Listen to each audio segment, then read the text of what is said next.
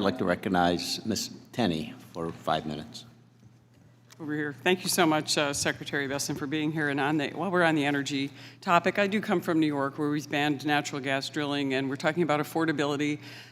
We still haven't hit the peak gasoline prices in my state that we had under the Biden administration, and we weren't dealing with a conflict in the Middle East. We didn't deal with the democratic shutdown of our Department of Homeland Security last fall. We also didn't kill the Keystone Pipeline, banned all new oil and gas leases, and also restrict leasing on 13 million acres of land in Alaska.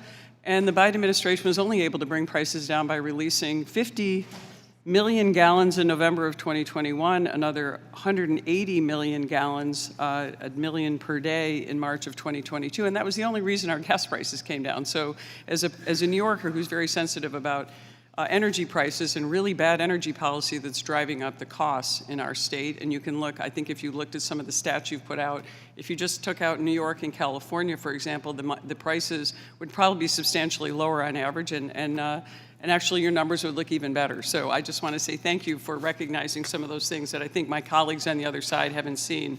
But I do want to give you... And Congressman, I would say that no one likes paying higher electricity prices, but that is a state issue, and it is really a red state, blue state issue, because blue states have not built new capacity and red states have. So it is a regulatory morass that we see, unfortunately, in great states like New York, and what the people are subjected to. Absolutely, and it's a transmission issue, and a pipeline issue, and an access issue, and lack of common sense. But let's talk about the positive things, because we want to talk about the HR 1 and your help in getting that across the finish line. Obviously, it was a monumental piece of legislation building on 2017 tax cuts that I actually was in Congress for and voted for, and we are grateful to you and your department for making that happen.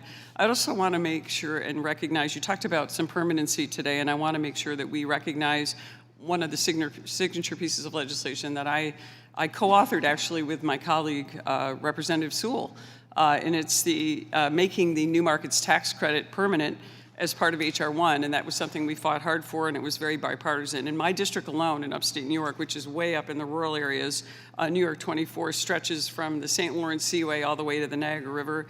The new markets credit has delivered over $38 million in total project financing, supported by over 350 full-time jobs, and has brought real investment to communities in our region that Washington often forgets, and we appreciate you for that. And the permanency also, it really helps our rural communities, especially low-income neighborhoods, and oddly enough, very similar communities that Ms. Sewell has in Alabama. So we want to thank you for that.